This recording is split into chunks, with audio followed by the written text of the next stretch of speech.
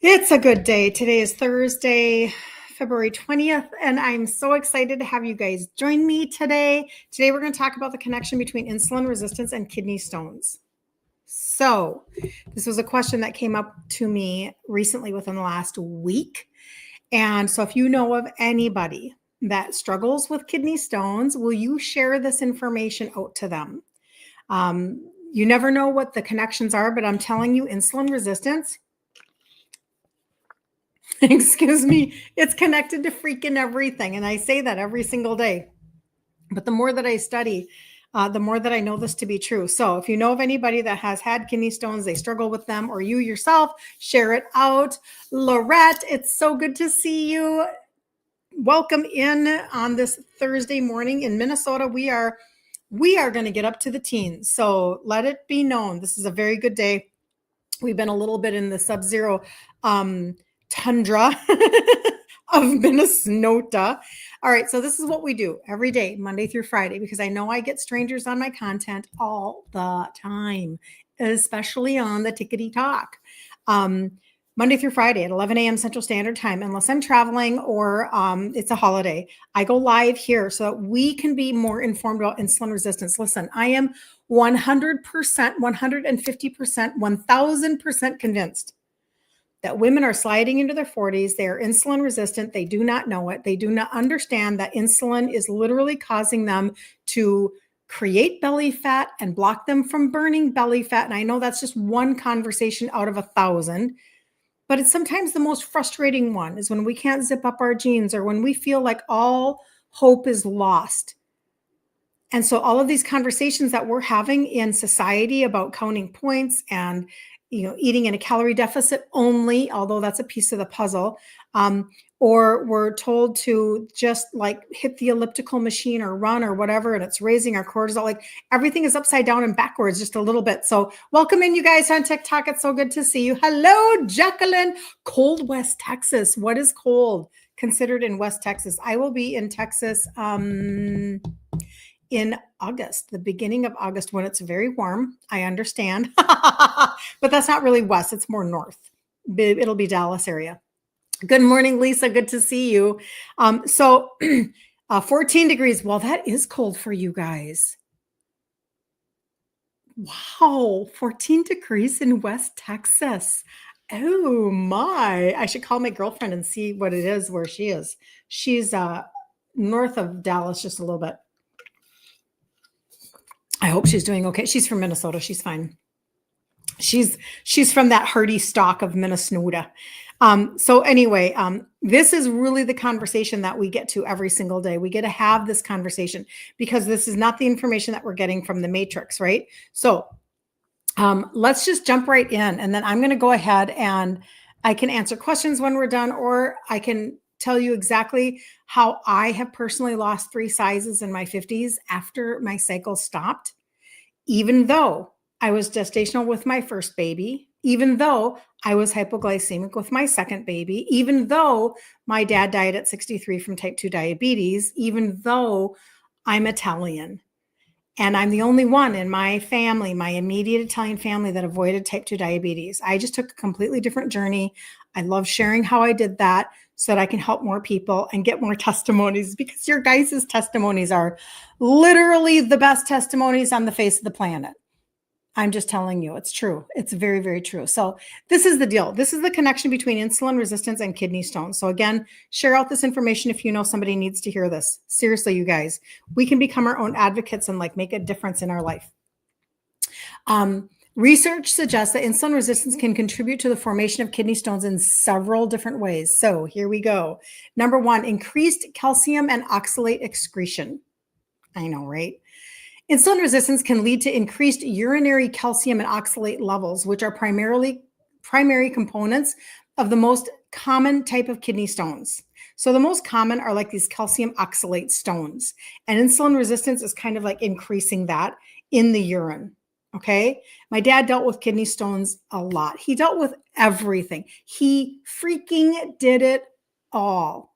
He had the heart surgeries, the pacemaker, the kidney stones, the kidney dialysis. This is why kidneys are a big conversation when it comes to type 2 diabetes. Okay. So wherever you are on the continuum, we can intercept it. Okay. Number 2, lower urinary pH. And I'd love to know if you've heard of any of these.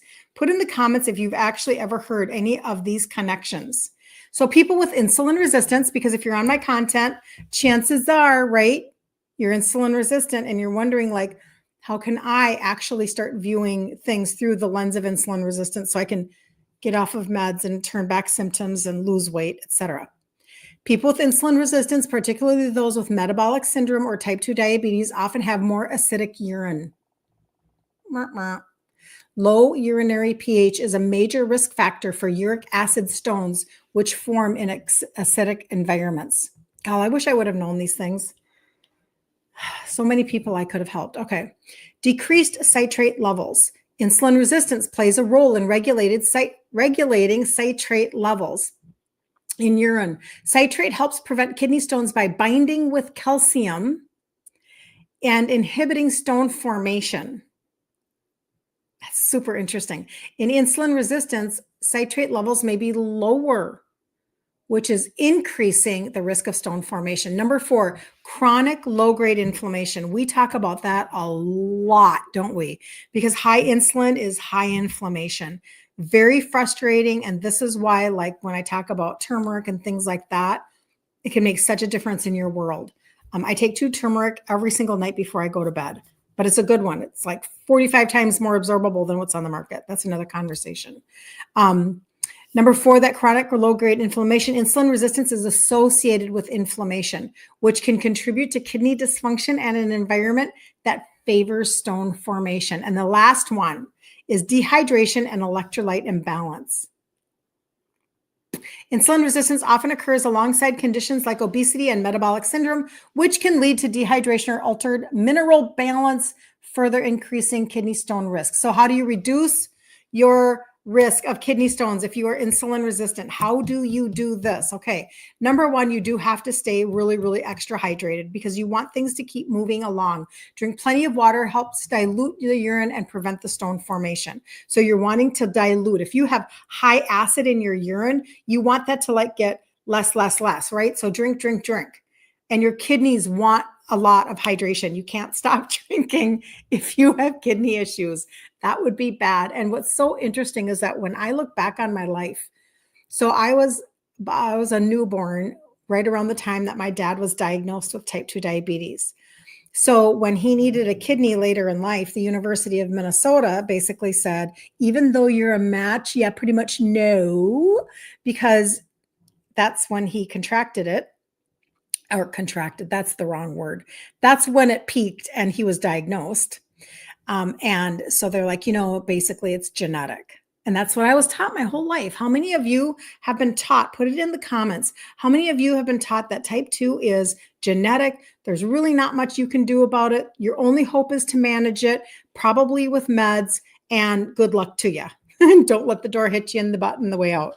I mean, how many of you have maybe heard some of those pieces?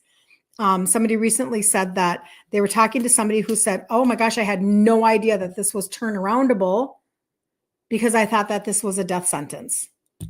So I'd love to know if people are hearing that. So my dad, he, Jacqueline, I was just looking at your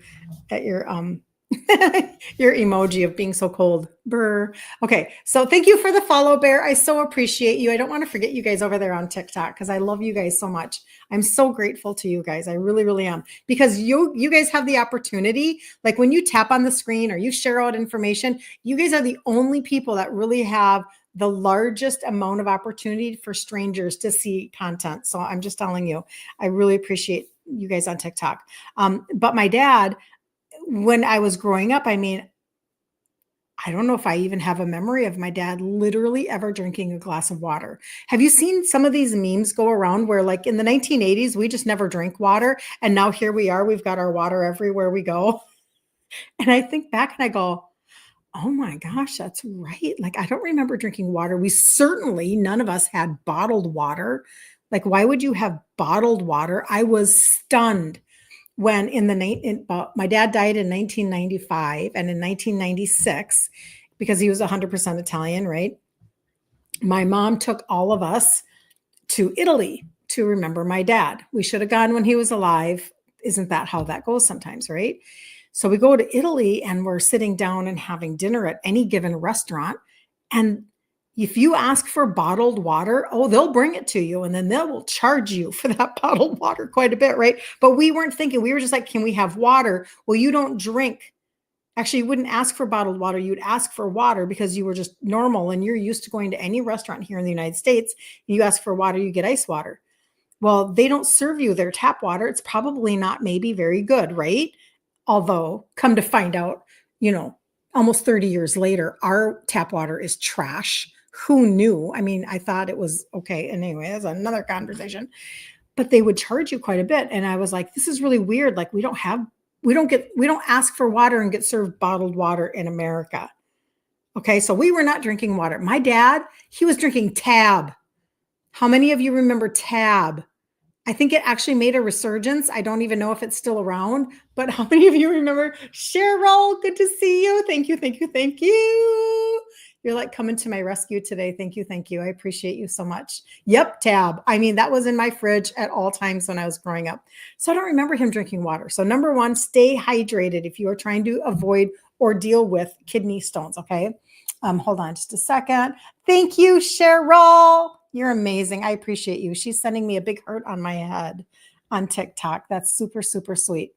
Okay, so reduce your high oxalate foods. Now, this is kind of where, life can get a little frustrating because you already maybe feel like, God dang it, being insulin resistant, I've already changed my diet. I've already tweaked certain things. And now you're telling me I have to tweak more. Well, it's just shifting, okay? Because there are high oxalate foods, and you do have to pay attention to that if you're creating kidney stones. So here are some of them. Spinach, nuts. God, I'm a nuts girl. Chocolate, they are high in oxalates, and they contribute to stone formation. I eat all of those. I'm just saying. So, but it is something to pay attention to. And the whole nut thing, just think about this for a half a second. I understand that when we talk about keto, there's a lot of almond flour going on around the world, right? A lot of almond flour. We've got keto cake, keto mug cakes. And we did this in-person event last weekend for the health and wellness that I talk about, and then skincare and stuff. And one of my friends brought, oh man, they are so good. They are these keto brownies. I've never had anything like these before. They are so moist and amazing, but of course they're made with almond flour, right? So think about how condensed that would be if you're eating a lot of keto treats. So just have that in the forefront of your mind if you're trying to avoid high oxalate foods, okay? All right, number 3, balance your electrolytes. Ensuring adequate magnesium and potassium intake can help. This is actually a really big deal. I talk about magnesium a lot. I take a magnesium glycinate before I go to bed every single night. Every single night I do this. It's a blend. I take 2 of them and I go to bed. I do not have a decent magnesium glycinate in my line. So go out and find one. I have one launching if you want to write it down. Okay, you probably don't want to write it down, but you can go to my site. It's my first last name.com, kirstenliebelt.com. And one swipe up, you'll see, be the first to know, or first to know, get on my VIP list. I will tell you when it launches. It is a marine sourced 3 forms of a magnesium blend. And one of them is glycinate, and you want a glycinate. Take it before bed. It will help your body to go, doesn't make you fall out tired. It just brings you down a couple notches. And magnesium is involved in 300 different processes in your body. Get those electrolytes up, okay? And this is all the connection between insulin resistance and kidney stones. That's our conversation today, okay?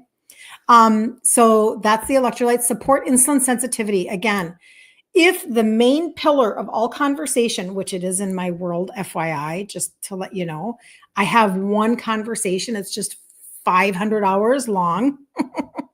Insulin resistance. If you will begin to view everything through this one pillar. If you will do that, I promise you, it's like everything else comes up on top of insulin resistance. Everything is connected. We have such a high incidence in the United States of America, and you can be skinny and be insulin resistant. Did you hear that? You can be skinny and have fatty liver. Okay. So not everybody deals with weight like I did. I have got my before and after up on TikTok. I was a 2X when I finally dealt with my insulin resistance, 2X. And then I was able to, through the lens of insulin resistance, lose 3 sizes in my 50s after my cycle stopped. But I had to change the way that I was viewing how my body was functioning in order for it to finally be able to drop weight. Because if you have high insulin, you can't burn fat. Scientific. So deal with your insulin sensitivity or deal with your insulin resistance and go towards insulin sensitivity if you're really trying to help with your, kidney stones, et cetera, and all of the other symptoms. Basically, what I teach, a low carb, high whole food diet to help improve insulin function and reduce risk. And the other piece for me is I talk about the trio, which are the targeted supplements. Those are 3 supplements. One of them you take this one 3 times a day. You take this one twice a day. And then you take this one twice a day. Okay. That's the routine of the trio. It's very simplistic, but even that for me, you guys, I'll be super honest, that was hard for me because I didn't take any supplements before I started doing that. This is a little over 10 years ago now. So I understand when you guys reach out to me and like when you text me and you tell me, oh man, I'm just, I'm working on getting into my routine. I have a lot of empathy because I just kind of kept telling myself that I was really stupid, that I couldn't figure out basic things, like in my head, like, geez, what do you, like, how lame is that you can't even get on a supplement routine? We have to stop that, by the way. That's a part of my protocol with you guys. No shame. No shame. I didn't even start dealing with this until I entered my 50s hot mess express, like too bad. I exited my 50s. I just turned 60 2 weeks ago. Exited my 50s, 3 sizes smaller, no meds, no type 2 in sight. I'm the only person that avoided it in my immediate Italian family. Okay. So you can also monitor your urinary pH. Keep urine pH in a neutral range, not too acidic. It can help prevent uric acid stones. So you have to address the insulin resistance. So again, hold on, I'm going to check my comments. You suffer from Liz. Okay, so Cheryl, back in the earlier conversation, she was told that nonsense. I know. It's very frustrating. Liz she suffers from kidney stones. Awful. I know. And again, Liz, it's all connected to insulin resistance. I mean, isn't that just crazy? I'm telling you, you guys, the more permission you give yourself to journey, the more you let go of any shame and you begin to be like, listen, I don't have to fix anything overnight. I'm going to stop requiring my body to fix itself in 30 days, 60 days. When you need to turn back, insulin resistance, because maybe you're at this point where you're having kidney stones. It's super awful. It's super frustrating. Let's get your engine back up and running again. Let's give it everything that it needs to perform at a high level. Remember, you were created to function like a Porsche. Your body systems were meant to function like a Porsche. Okay? We just maybe ran our body like a rental car for decades. And now we have to turn it back. So to do that, because then what if you could never have a kidney stone again? What would that be like? Instead of thinking that this is the way it is for the rest of your life, I call BS on that. I'm not a doctor. I'm just an Italian girl who figured it out. My dad had a lazy Susan full of meds and his life function went meow, until he died at 63. I was like, I'm not going to do that. So I was too afraid to go to the doctor. This is in my upper 40s. So instead I started doing supplements. So where he had a lazy Susan full of meds, I know people laugh at me because I have a thing of supplements, but guess what? My results are the complete opposite. My life function in my 50s, his went like this. All of his 50s, mine went like this. Who's happier? Obviously, we know the answer. Okay. Good morning, Magda. Oh, Cheryl, thank you. March 19th is the launch of the magnesium. March 19th. I just had that this morning. 5 degrees in Northwest Arkansas, Phyllis. What is going on? Everybody is so freaking cold.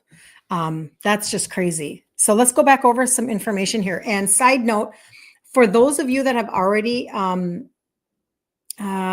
just want you to know, if you have purchased the 90 days of the orange pixie stick so that you can lose inches, I just want you to know the tape measures are going out. I will mail you a tape measure. And if you catch me before I mail it, you can pick a color. Okay. But if not, I'm just going to send you one because I want you to measure your inches. Remember, Magda, my friend Magda, who's on here, doing that for 90 days, because I'm telling you this because it's helping with your visceral fat. I'm excited you're going to lose inches. I'm excited I've lost inches. I'm excited I'm still losing inches. But it's your visceral fat underneath, the fat that wraps around your organs, your liver, your pancreas, your stomach, your intestines. So what happens is, because it's doing that, Magda lost 3.5 inches right here under her bra, 2 inches off her waist, and 1 inch off her hips in 90 days. Okay. So I don't want to forget to tell you, I have the tape measures. They're going to go out. Anyway, that's when you grab a 90-day supply. Foods to focus on for the kidney stone conversation: cucumbers, celery to kind of flush your kidneys, magnesium rich foods. You can try avocados, pumpkin seeds. That's interesting. Potassium rich foods. I wonder if the pumpkin seeds, I would want to look that up to see if that is oxalate. I don't think so. Potassium rich foods, avocado, salmon, leafy greens. Avoid the spinach. Remember, avoid the spinach.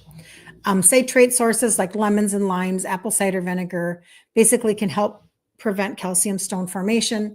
And then, of course, grass-fed meats, wild-caught salmon, eggs, olive oil to support metabolic health. So we know that, like, for instance, this morning when I got up, I had 2 eggs.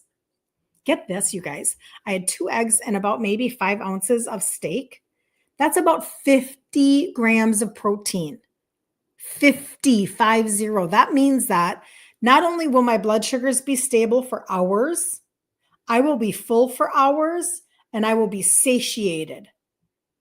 Like, cravings go way, way down. I did have somebody, though, that messaged me this morning and basically said that the cravings and the appetite she just started on the trio are down. You can actually supplement to tell your food noise to sit down and shut up. I don't know if you knew that or not, but you can.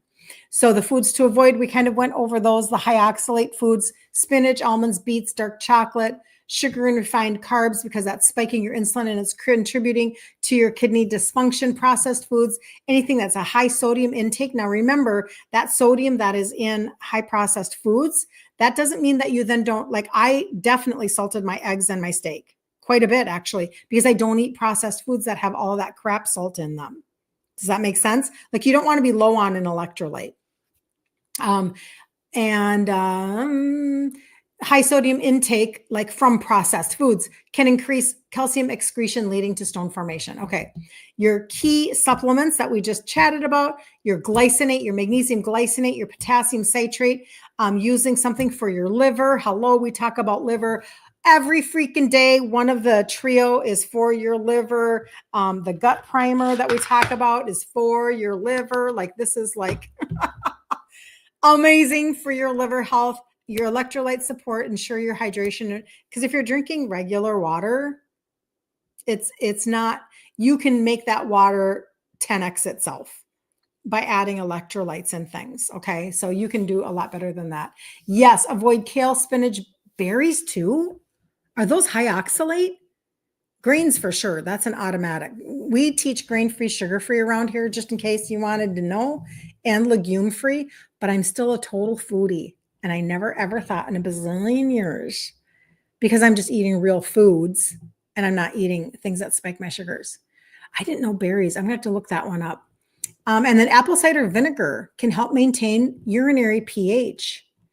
And that's very fascinating. And I believe that 100%. And so they're saying that you could even take apple cider vinegar capsules. People have always asked me, do those help with insulin resistance? And I'm like, that doesn't sound like that's going to really help with that. But that now makes sense for the kidney stone formation. Because I know that even you can put apple cider vinegar on your scalp. I mean, you'll smell like a salad, but you can use it in the shower and it will balance that out and really help. Like if you have like dandruff or any kind of like a skin, frustration on your head, you can use apple cider vinegar in the shower. That is a for real like DIY tipperoo for sure. So let me see here. So basically what's happening, just to kind of like recap before I let you guys go for the day, is that insulin resistance is leading to acidic urine, calcium buildup, and an increased stone risk.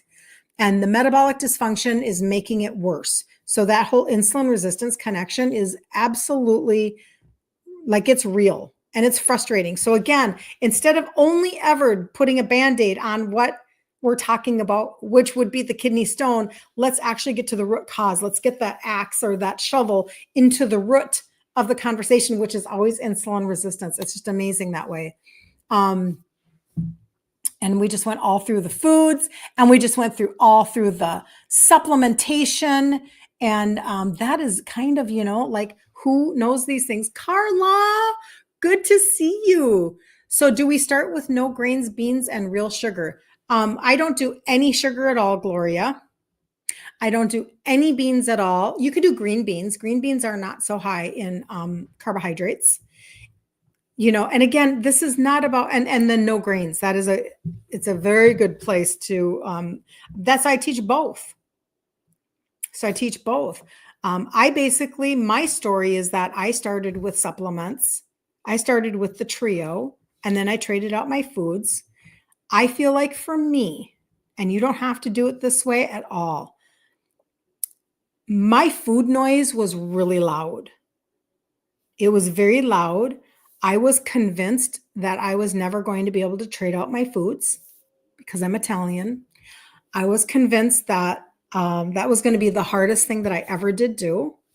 And so I didn't have any plans to trade out my foods, like at all. I was like, I'm just going to supplement my way to, help myself land.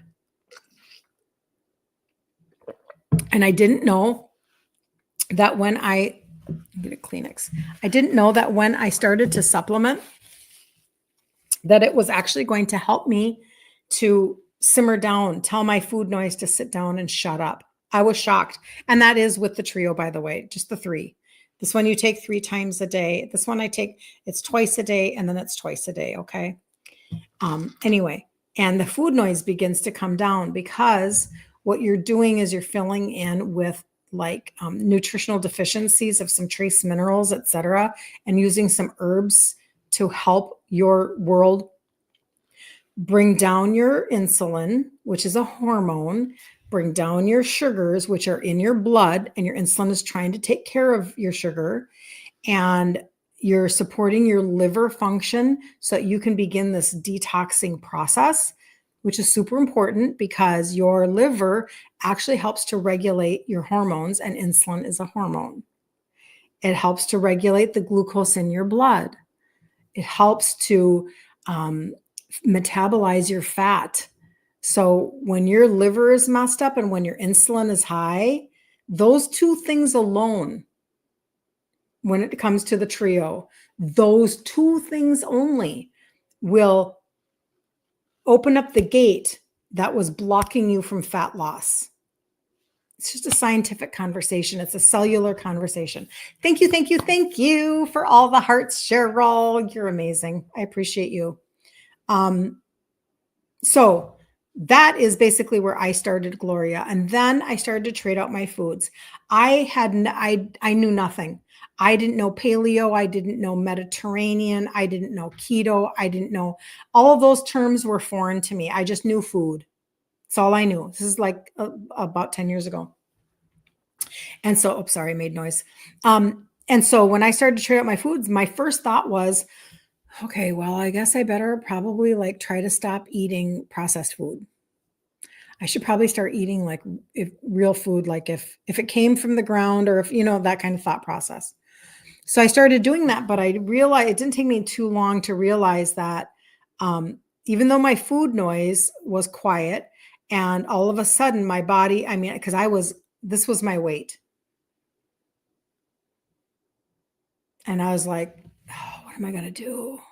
My belly, big belly. What am I going to do? And so the first thing that happened was my food noise shut up, and then I started to stabilize, and I was able to start to feel like I could lose weight. But now I'm gaining like back fat because I went into menopause, and I'm like, how am I going to deal with this stuff? Blah, blah, blah. That's when I was like, I'm going to take control of my food, but I'm going to be really honest, you guys. I was a slow poke. And now I feel like maybe my journey was so that I could help other women condense their time, because my journey was slow and methodical, but I assessed everything. I assessed it all. Now, when I'm able to have conversations with you, I'm able to help you like with the mindset of it, because that's a big piece of the puzzle, right? So eventually it was like, okay, I understand anything that spikes my sugars and calls on insulin to deal with that sugar. I have to stop eating. I got to stop eating what got me into the pickle to begin with. So again, this morning I had two eggs and a little piece of steak. That did not spike my sugars at all. Does it get turned into glucose for energy? Sure it does. But it's not this huge spike. It's just the body doing its job. Does that make sense? It's just a little bit, not a lot of it, just a little bit. So I only need a little bit of insulin, not a lot of it, just a little bit of insulin to deal with it. Okay, are you tracking? So grains, legumes, and sugar in all forms,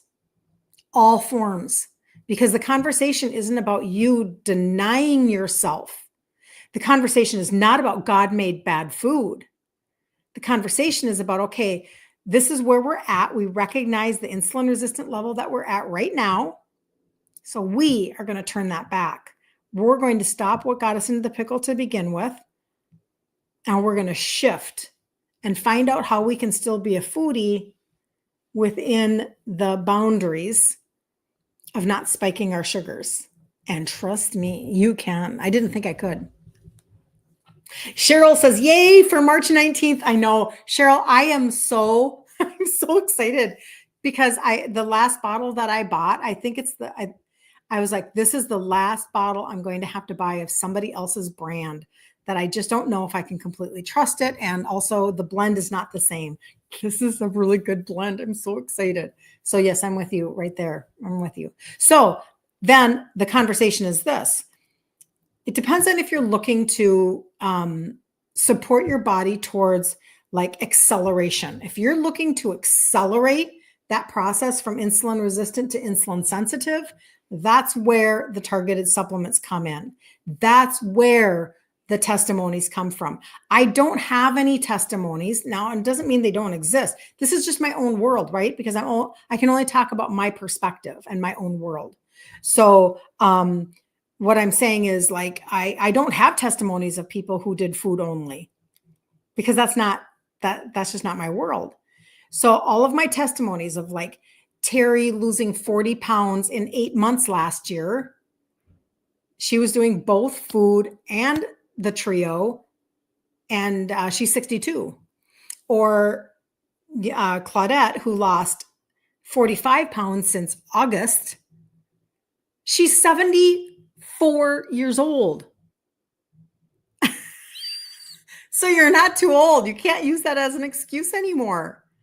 She'll be 75 in March. Okay. But she did both. She did targeted supplements and she's been paying attention to her food. I have another one, 5 months, 20 pounds. Trying to think. There's so many testimonies. It's ridiculous. But I'm just telling you it's why I teach the 1-2 punch. What took me 3 to 4 years. Do you understand? Terry did it in 8 months and was tucking in her shirt. So I did all of that assessing of myself. And I want you guys to do the same thing so that you can actually, now you know how to fish. Now you know how to do it. So that's why we have a Facebook group. You can always jump into the Facebook group and, it'll ask you for your email. I do not email you hardly ever, just to let you know. But I would potentially send out, in fact, I might be doing that here shortly. If I ever have a giveaway or if, like, for instance, now, right now, for anybody who is wanting to grab, I'm so glad that I give you hope. She says, thank you for being you. Oh my gosh, you're amazing. Thank you for being you. Like, seriously, you guys, I'm trying to get a heart to come up on, there we go. Hearts to come up on Instagram. You guys have got to recognize, and then I'm going to say this about what I was just going to say about the email. The group, by the way, is called Ditch Insulin Resistance for Women. There's over 5,000 of us in there. I started it almost 2 years ago. Anyway, and we do a challenge in there every month to resource you. You have to realize that you are not just a number of a person that was born to this planet. You're not just a number. You're super unique. You're super different. You have your own miracle inside of you. You have to recognize that nobody is better than you, nobody is more special than you, and nobody is God's favorite more than you. You have to believe that because God doesn't have favorites. We are all his favorite because we are all made in his image. So you have to recognize that. I mean, I'm so grateful that you said that. Don't get me wrong, but you're worthy of a journey. You are worthy of feeling good and of investing in yourself and of saying no to people who want you to eat the things that you don't want to eat, to say no to the food pushers, to say no to the bullies, to say, listen, I understand I'm supposed to cook for you too, but I need you to stop pointing out what I'm making or not making, or I need you to leave me alone. And my husband actually didn't do that. So I'm super blessed, but I'm just saying, I get a lot of messages from you guys, right?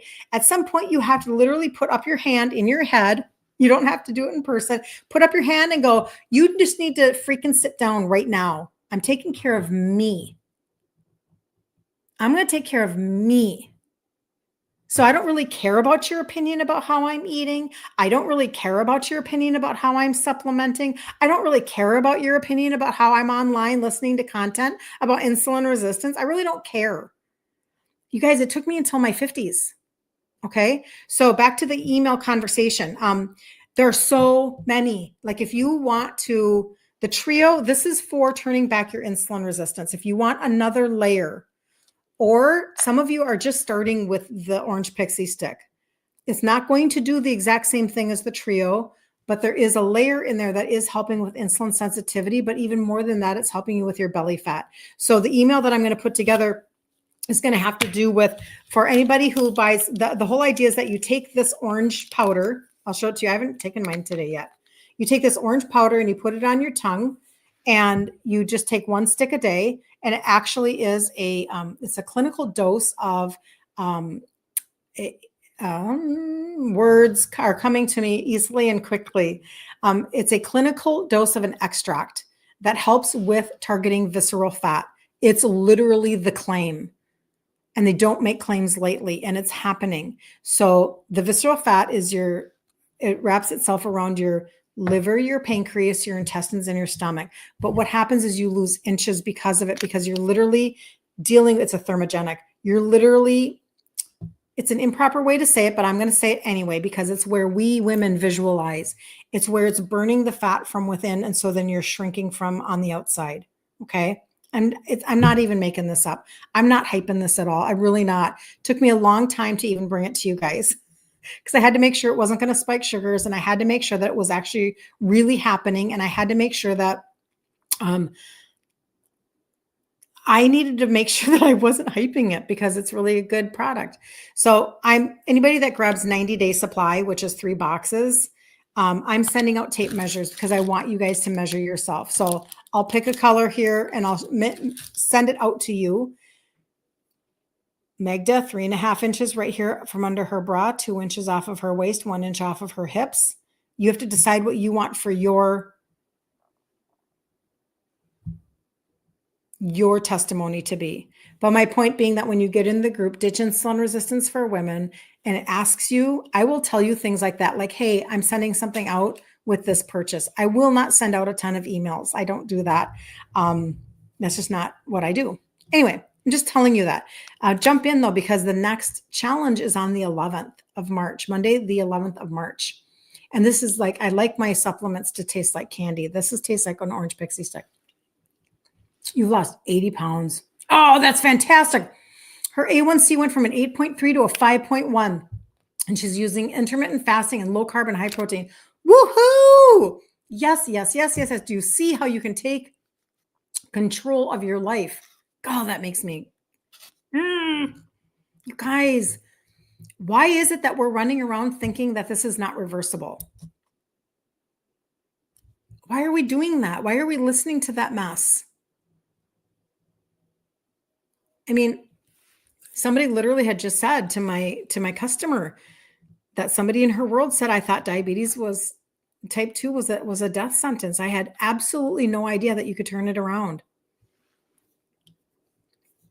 Where do we get that bad information from? Where does that come from?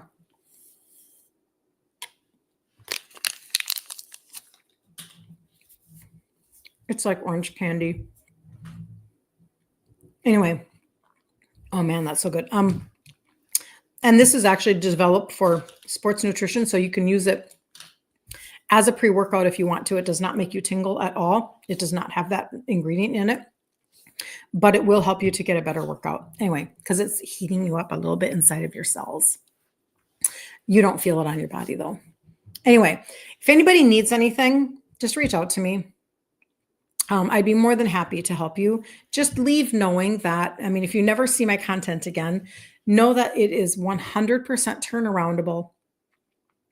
And once you do make that connection between insulin resistance and why you are overweight, if you are, because not everybody is, but the majority of us are, you can actually lose sizes. And that's what I ended up doing in my 50s. I lost 3 sizes and I went from a 2X down to a large. And that is because insulin is a hormone. And if you understand that concept, you can turn that around. So anybody who's like on my Instagram or my TikTok, you can go to my profile, and especially on Instagram, under there are 2 little arrows, and you can find out about the trio there. You can message me there. And on Facebook, you can just put it in the comments and I'll send you a cart on the trio, or if you want the fat burner or whatever it is that I talk about, because I talk about a lot of different stuff on any given day. But have such an incredibly blessed day. I'll see you back here again tomorrow at 11 a.m. Central Standard Time. And yeah, let me know whatever you need. I will be available, especially as we're going into spring, summer. There's so many of you that are like, okay, I'm going to take the next 90 days. I can do 90 days. And you can. And you can get really great results too. So, all right. Have a good day, you guys. And if there are questions on my feed, I'll come back in and check them out.